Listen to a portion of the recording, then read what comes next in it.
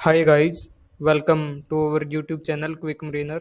Today in this video we will talk about sponsorship companies that will provide sponsorship for DNS program. So let's start it.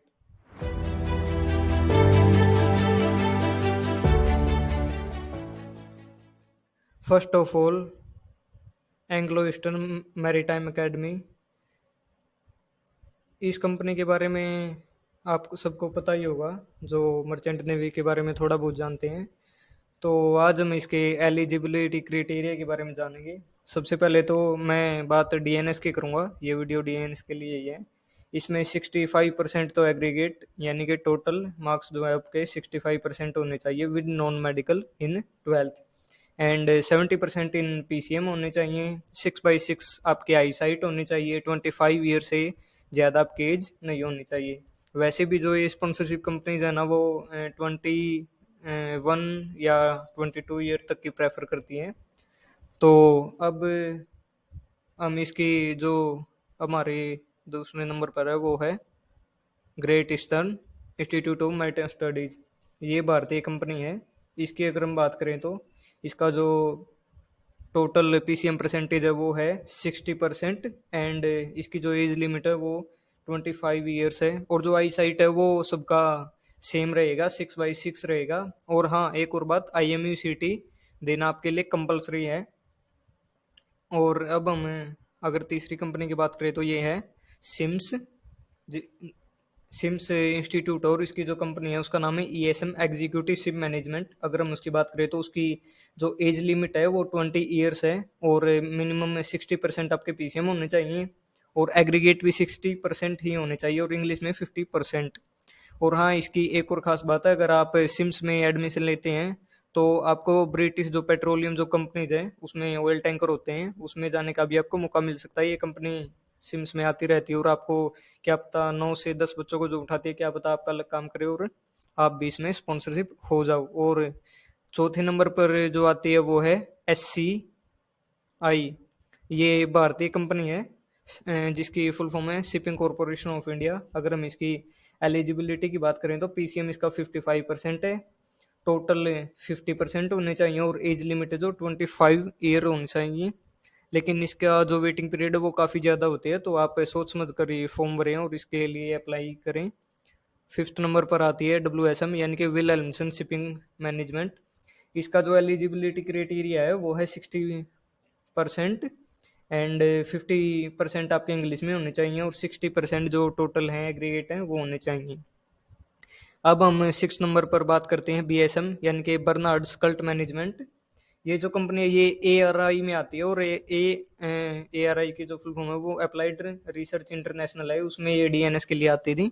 लेकिन अब ARI ने DNS करवाना बंद कर दिया, इसलिए ये अब उसमें नहीं आती। आप BSM में अप्लाई आप ऐसे कर सकते हैं, ग्रेट ईस्टर्न जो इंस्टीट्यूट है ना उसमें जो सेकंड सेमेस्टर है उसके अंदर ये कंपनी आपको स्पॉन्सरशिप दे सकती है। अगर आप great eastern institute of maritime studies में स्पॉन्सर हो तो ये कंपनी आपको वहाँ से उठा लेगी। 7th नंबर आती है स्कॉर्पियो टैंकर्स। स्कॉर्पियो टैंकर्स का जो एलिजिबिलिटी क्राइटेरिया वो 60% टोटल है। एज आपकी 25 ईयर होनी चाहिए। अगर आपने तुलानी मैरीटाइम इंस्टीट्यूट या IMI या TS रहमान में अप्लाई किया है तो आपके शॉर्ट लिस्ट होने के चांसेस वहाँ से उधरे हैं, या आप डायरेक्ट भी इसको मेल के द्वारा आप अपना CV इसमें भेज सकते हैं। अब 8th नंबर पर आती है थॉम ग्रुप। थॉम ग्रुप TMI में आती है, आप वहाँ उसका फॉर्म फिल कर सकते हैं। और मैं TMI का भी आपको बता दूंगा कि क्या आपका एलिजिबिलिटी क्राइटेरिया है, उसी के दौरान यहाँ पे थॉम से स्पॉन्सरशिप ले सकते हो। स्पॉन्सरशिप आपको ये दे देगी अगर आप जो TMI वालों ने आपका CV अगर थॉम को भेजा होगा। और ये जो थॉम है, टॉर्म है, ये जो जितनी भी मैं आपको आगे बताता रहूँगा, ये कंपनीज हर बार नहीं आती, ये कभी कभार ही आती हैं। अब नंबर 9 की हम बात करें तो टॉर्म। टॉर्म की अगर हम बात करें तो ये भी TMI में आती है। वही जो TMI का जो एलिजिबिलिटी क्राइटेरिया होगा उसी के बेस पे आपको इसमें स्पॉन्सरशिप लेने का मौका मिल सकता है। अब 10th नंबर की बात करें तो fleet ship management. Fleet ship management में TMI में आती है और TMI का जो एलिजिबिलिटी क्राइटेरिया है वो है 60% PCM में होने चाहिए, 50% आपके इंग्लिश में 65%, और जो एग्रीगेट परसेंटेज है वो है 60%, और 60% आपके इंग्लिश में होने चाहिए। अब अगर हम 11th नंबर की हमारी बात करें तो ये है सिनर्जी। सिनर्जी का जो एलिजिबिलिटी क्राइटेरिया है वो भी आईएमआई और टीएमआई पर ही डिपेंड करता है कि वो अपना क्या कुछ लेंगे। और एक और बात, सिनर्जी का आप डायरेक्ट इनकी साइट पर जाकर भी फॉर्म फिल कर सकते हैं, और ये आपका एग्ज़ाम लेगी इनके सेंटर्स पर। इनके सेंटर होते हैं अपने इंडिया में, आपको वहाँ पर जाकर, अब तो ऑफलाइन हो रही है 2022 के अगस्त बैच के लिए, लेकिन अगर आप एग्ज़ाम और इनका इंटरव्यू क्लियर कर लेते हो तो आपको ये बता देगी कि हम कौन से इंस्टीट्यूट में आपको एडमिशन दिलवाएंगे। और अब 12th नंबर की बात करें तो ये है गुडवुड। गुडवुड मेनली टीएस रहमान में ही आती है, और इसका जो एलिजिबिलिटी क्राइटेरिया वो भी टीएस रहमान पे डिपेंड करता है, लेकिन ये भी हर बार नहीं आती, ये भी कभी कभार ही आती है। 13 नंबर पर आते हैं डोकनडेल। डोकनडेल का जो एलिजिबिलिटी क्राइटेरिया है वो भी आईएमआई और टीएमआई पर ही डिपेंड करता है। और एक और बात, अगर आपने टीएमआई में या आईएमआई में अप्लाई किया है तो आपको ये कंपनी शॉर्ट लिस्ट करेगी। अगर आपके अच्छे मार्क्स हैं ना पीसीएम वगैरह में, या एग्रीगेट अच्छे मार्क्स हैं, तो आपको इसमें स्पॉन्सर होने के ज़्यादा चांसेस होते हैं। और इसमें एग्ज़ाम नहीं होता, इसमें केवल इंटरव्यू ही आपको देना होगा, और उसके बाद आप स्पॉन्सरशिप आपको मिल जाएगी। 14th नंबर पर बात करें तो ये है पील। पील भी आईएमआई में ही ज़्यादातर देखी जाती है। आईएमआई का ही जो क्राइटेरिया वो पील फॉलो करती है। और 14 नंबर पर आता मोल, मित्सुई ओएस के लाइंस। इसका ये मैंने ऐड क्यों किया है, क्योंकि अगर आपने अपनी कैडेटशिप पूरी की है ना तो आप इनकी साइट पर जाओ, और वहाँ पर आपको एक फॉर्म मिलेगा, उसमें आप थर्ड ऑफिसर पर ही और कैडेट भी शायद अप्लाई कर सकते हो, मैंने आज देखा था, तो इसीलिए मैंने ये ऐड किया। ये भी काफ़ी अच्छी ये कंपनी है। और अगर हम 16 नंबर बात करें तो ये है gear bulk. Gear bulk mainly TMI में ही आती है और कभी कभार ही आती है, और टीएस रहमान में भी आती है। इसका जो ओवरऑल परसेंटेज है वो 60% है पीसीएम, एंड 50% आपका इंग्लिश में। 2021 में इसने 18 कैडेट्स को उठाया था स्पॉन्सरशिप उनको दी थी, जिसमें 4 इंजन कैडेट थे, 4 डेक कैडेट, और 10 जो है वो इलेक्ट्रिक कैडेट थे। अब अगर हम 17 नंबर की ओर आए तो ये है तोलानी शिपिंग। तोलानी शिपिंग भी टीएमआई में आती है। जो उनका क्राइटेरिया है मैंने आपको बताया था, 60% पीसीएम, 50% इंग्लिश, 65% ओवरऑल, और 60% आपके इंग्लिश में होने चाहिए। और अगर हम 18 नंबर पर आए तो ये है वी शिप्स। वी शिप्स आईएमआई में भी आती है और अब की बार भी आ रही है, और वी शिप्स टीएमआई में भी आती है। इसका जो एलिजिबिलिटी क्राइटेरिया वो 70% एग्रीगेट है, 60% पीसीएम है। और हाँ, एक और बात कि जो आपके जो ओवरऑल फिजिक्स केमिस्ट्री मैथ होंगे ना, उसमें भी आपको 60% मिनिमम मार्क्स गेन करने ही होंगे, अदरवाइज आप वी शिप्स में एलिजिबल नहीं हो।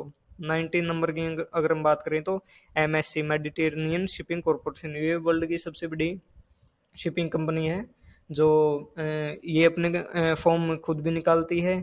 इसकी साइट पर आपको इसका जो फॉर्म है वो मिल जाएगा, आप वहाँ से भी अप्लाई कर सकते हो, या किसी इंस्टीट्यूट में अगर इसका किसी के साथ टाई अप होगा, आईएमआई के साथ होता है इसका, आप आईएमआई के थ्रू भी इसमें ज्वाइन कर सकते हो, अप्लाई कर सकते हो। और अब अगर हम 20 नंबर की बात करें तो ये है सी स्पैन। सी स्पैन भी एक काफ़ी अच्छी कंपनी है जो मेनली आईएमआई में आती है। एआरआई तो बंद ही हो गया, पहले एआरआई में भी ये आती थी। और अब हम 21 की बात करें तो ये है वेलम। वेलम भी काफ़ी अच्छी शिपिंग कंपनी है।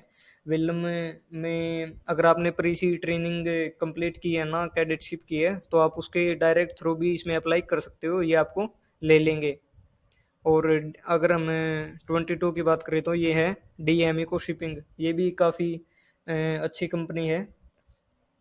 ये कंपनी भी आईएमआई में भी आती है, टीएमआई में भी आती है। जो क्राइटेरिया आपको इनका टीएमआई या आईएमआई का मिलेगा, उसके बेस पे ही आपको ये स्पॉन्सरशिप देगी। आपका एग्ज़ाम और इंटरव्यू होगा।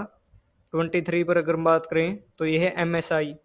एमएसआई भी एक काफ़ी अच्छी कंपनी है, ये आईएमआई में ही आती है, आप उसका फॉर्म फिल कर सकते हो। और अगर हम 24 की बात करें तो दरिया शिपिंग, ये भी काफ़ी अच्छी कंपनी है। ये भी आईएमआई में आती है, आपको आईएमआई का फॉर्म फिल करना पड़ेगा। ये जो बैक की जो ये कुछ कंपनियां बताई है ना मैंने, ये हर बार नहीं आती, ये कभी कभार ही आती हैं। आप इंस्टीट्यूट से पता भी कर सकते हो कि अब की बार कौन सी आ रही है, या जो उसकी जो ऑफिशियल साइट होती है इंस्टीट्यूट्स की, उस पर भी आपको टीएमआई वाले तो आपको दे देते हैं, लेकिन आईएमआई को आपको कांटेक्ट करना पड़ेगा, या तो उनको मेल कर दो या कॉल के द्वारा आप उनसे पूछ सकते हो। अगर अब हमारी जो लास्ट है, और ये भी काफ़ी अच्छी कंपनी है, मार्क्स, इसको तो आप जानते ही होंगे। मार्क्स जो है वैसे तो ये बीएससी वालों को ही उठाती है, डीएनएस को उठाना इसने बंद कर दिया है। मार्क्स का एक बहुत बड़ी कंटेनरशिप कंपनी है। ये आईएमआई में भी आती है और एमएट में भी अब की बार आई है। अगर आपको बीएससी करना तो ये आपको स्पॉन्सरशिप दे देगी। वैसे जो ये वीडियो थी ये मेनली अपने डीएनएस के लिए बनाई है मैंने। बीएससी और बीएससी के लिए भी अगर आप बोलोगे तो बीएससी के लिए बना दूंगा। मर्स का जो क्राइटेरिया होता है वो बीएससी का ही मेनली होता है। इस वीडियो में इतना ही। ये थी वर्ल्ड की टॉप 25 कंपनी जो डीएनएस के लिए स्पॉन्सरशिप देती हैं। इसमें कुछ ऐसी कंपनी भी थी जिसके बारे में मैंने आपको बताया कि आपको कैडेटशिप पूरी करनी होगी। इसके बाद जैसे वेलम है, कैडेटशिप आप पूरी करो, इसमें अप्लाई करो, ये आपको ले लेगी कैडेटशिप में। डेक कैडेट को ही ले लेती है ये वेलम, इसकी ये खास बात है, वरना डेक कैडेट को कोई कंपनी इतनी जल्दी लेती नहीं। आपको ऑफिसर रैंक पर होना चाहिए तभी आपको ये कंपनी लेंगी, और आप इन पर नज़रें बनाए रखो, ये कंपनी कभी भी आ सकती हैं। तो आज के वीडियो में इतना ही।